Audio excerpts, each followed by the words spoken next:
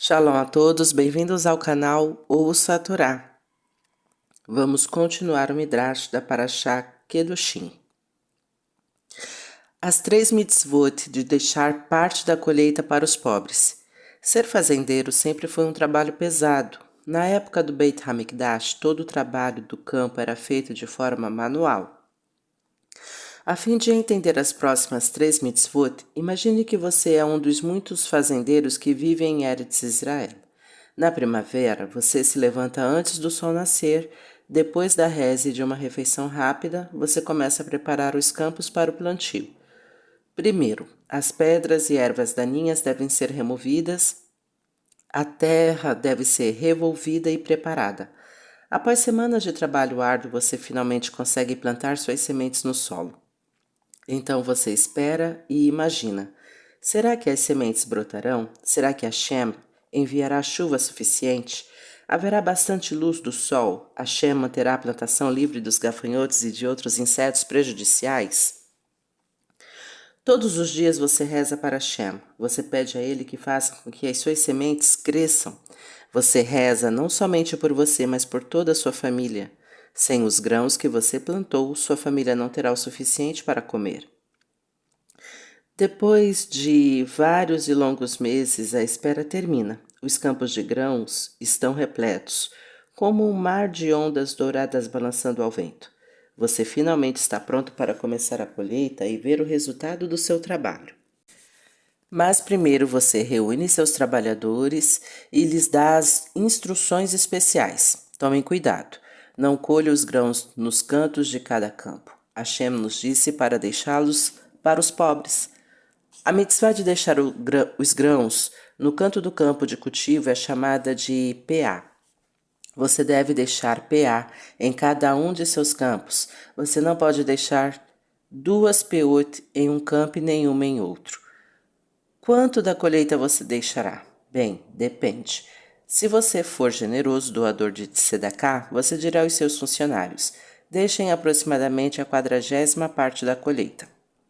Nossos Rahamim fixaram esta quantidade como uma doação generosa.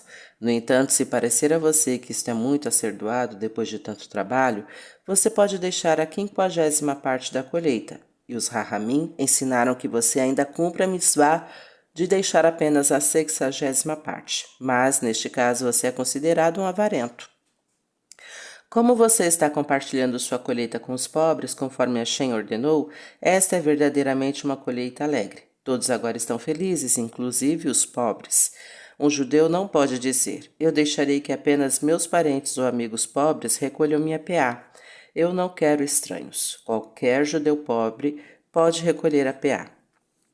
Hashem deu mais 2 outras mitzvot para os fazendeiros em Eretz Israel que plantam grãos. Leket. Se enquanto você e seus trabalhadores estiverem fazendo a colheita e 1 ou 2 espigas de grãos caírem no solo, você não deve pegá-las de volta. Você deve deixá-las ali para o pobre pegar. No entanto, se você deixar cair 3 espigas juntas, elas pertencem a você e não ao pobre.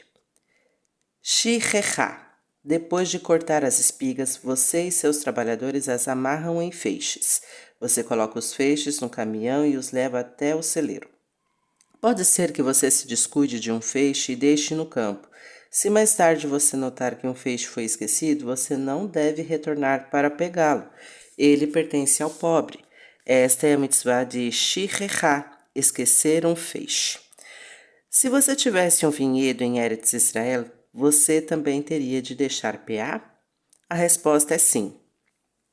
Você também deveria deixar 1 ou 2 uvas que caíssem, por engano, leket, bem como um cacho de uvas que você se esquecesse de pegar depois da colheita, shirecha. Também todos os cachos que ainda não estivessem maduros na época da colheita deveriam ser deixados para o pobre.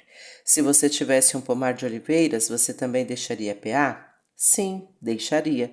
E você também teria as mitzvot de Leket e Shirecha. Mas e se você plantasse vegetais em Eretz Israel? Você também deixaria PA? Veja a resposta na seguinte história. O homem que deixou uma PA em sua plantação de vegetais. Um homem tinha uma horta de vegetais. Quando os vegetais amadureciam e estavam prontos para ser colhidos, ele deixou um PA. Os pobres ficaram muito felizes ao saber disso e foram recolher os vegetais. O pai deste homem veio visitá-lo e viu os pobres pegando os vegetais na horta do filho. Que vegetais são estes que eles estão recolhendo? O pai perguntou ao filho. Eu deixei uma PA para eles, respondeu. Você está cometendo um erro, o pai disse. Como você deixou uma PA, você não tirou o macer desses vegetais. De PA nós não separamos macer. Portanto, os pobres comerão o alimento do qual o macer não foi tirado. Você está fazendo com que eles cometam uma verá. O pai então gritou para os pobres: Por favor, parem de recolher estes vegetais. Meu filho não tirou o macer deles. Vocês não podem comer alimentos de onde não foi tirado o macer.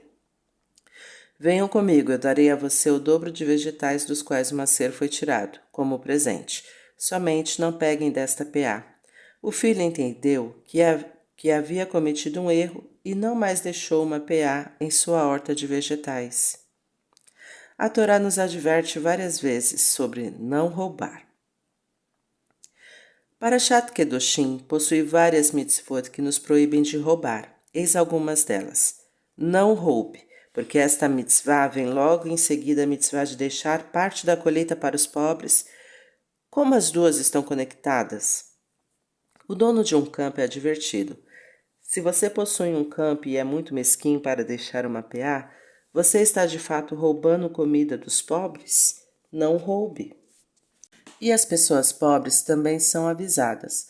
Quando você recolhe leket, não roube. Se você vir que o dono deixou cair 3 espigas juntas, não as pegue. Elas não pertencem a você, elas pertencem ao dono do campo. Também, se você não é realmente pobre, mas recolhe a PA para conseguir comida grátis, você está roubando. PA pertence somente aos pobres. A Torá coloca não roube logo depois das mitzvot de leket, shichechá e PA para indicar estas advertências ao dono do campo e aos pobres. Um judeu não pode roubar nem mesmo uma moedinha. Ele também não pode pegar nenhum objeto de seu amigo nem de brincadeira, mesmo que tenha a intenção de devolvê-lo mais tarde. E nunca devemos comprar nada de um ladrão. A seguinte história mostra por quê. Por que não podemos fazer negócios com um ladrão? Certa vez havia um soberano não-judeu que fez a seguinte lei: se a polícia pegar um ladrão, ela deve libertá-lo, mas se ela pegar uma pessoa comprando objetos roubados, essa deve ser sentenciada à morte. Esta lei é ridícula, as pessoas comentavam. Não seria melhor que o rei ordenasse que o ladrão fosse morto? O rei foi informado de que o povo estava zombando de sua nova lei. Ele anunciou: todos estão convidados para vir ao grande campo atrás do palácio amanhã. Haverá um show muito interessante. Muitas pessoas se reuniram no campo no dia seguinte. Naquele campo vivia um grande número de doninhas. O rei ordenou aos seus servos: ponham comida de que as doninhas gostam. Os servos trouxeram a comida e colocaram no campo. Imediatamente apareceram doninhas de todos os lugares, pegaram a comida e voltaram para as suas tocas. Todos vocês voltem amanhã, nesta mesma hora, mesmo lugar, o rei anunciou. Naquela noite o rei disse aos seus servos: encham com pedras as tocas das doninhas onde elas realmente colocam sua comida. No dia seguinte, depois que as pessoas estavam reunidas, o rei novamente disse aos seus servos: tragam comida para as doninhas. Os servos trouxeram mais comida e as doninhas vieram buscá-la. Elas levaram a comida para suas tocas, mas não conseguiram colocá-la lá dentro. As tocas estavam lotadas. As doninhas levaram a comida de volta para o lugar onde a tinha pego. Vocês viram, disse o rei. Os ladrões agem exatamente como as doninhas. Eles roubam porque sabem que há pessoas dispostas a fazer negócio com eles.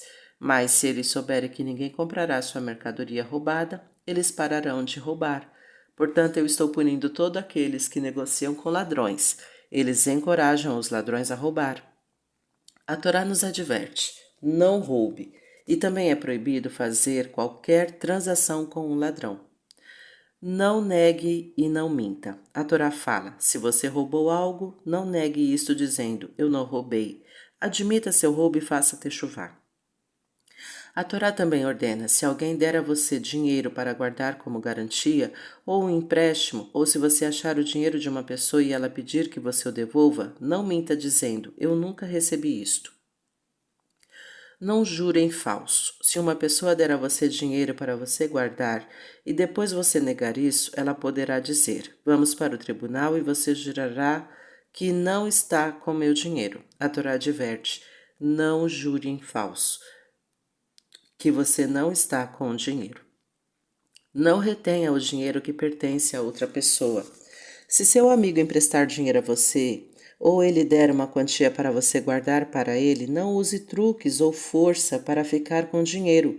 Você não pode dizer: não tenho tempo para devolver o seu dinheiro hoje, volte amanhã. Um judeu que segura de propósito o dinheiro de outra pessoa viola a mitzvah. Você não pode intencionalmente reter o dinheiro que deve a outra pessoa. Não retenha o pagamento de um funcionário. Um judeu deve pagar seu funcionário no final de cada dia de trabalho. No entanto, se ele combinar com o funcionário que o pagamento será por semana ou por mês, ou depois que ele terminar o trabalho, ele não precisará pagar a cada dia, mas deverá fazer o pagamento na data estipulada. Se o patrão atrasa o pagamento, ele comete uma haverá. Existe uma história muito conhecida do Hafetz Haim, que enviou seu filho para pagar seu impressor um pouco antes de Shabat. O pagamento estava determinado para esta data. Hafetz Haim não quis transgredir a mitzvah de pagar um trabalhador no momento combinado. Nossos sábios explicam: o pecado do roubo causou o Mabul. As pessoas que viviam na geração do Mabul, o dilúvio, eram Oreshaima, que matavam, faziam idolatria e se casavam com mulheres que lhe eram proibidas. Ainda assim, Hashem foi paciente e não quis trazer o Mabul para destruí-las. Mas, quando elas cometeram o pecado do roubo, os anjos disseram a Hashem: o Senhor deve castigar esta geração agora. E assim Hashem trouxe o Mabul. O Midrash explica: a trapaça da geração anterior ao Mabul. As pessoas más que viveram antes do Mabul, agiam de forma traiçoeira quando roubavam. Elas roubavam quantidades tão pequenas que os juízes da corte não tinham como puni-las. Se um homem colocava um cesto de peras na janela, alguém vinha sorrateiramente e roubava apenas uma pera, outra pessoa vinha por outro lado e pegava mais uma pera e uma terceira outra pera, centenas de pessoas pegavam cada uma apenas uma pera. Quando o dono descobria que seu cesto estava vazio, ele ia até o juiz. Minhas peras foram roubadas, ele dizia ao juiz. Quem as roubou? O juiz perguntava. Bem, eu vi meu vizinho se aproximando do cesto, dizia o homem. O juiz chamava o vizinho. Você roubou as peras deste homem? Perguntava o juiz. Não, senhor, respondia o ladrão. Eu peguei apenas uma. Uma não custa nenhuma moeda.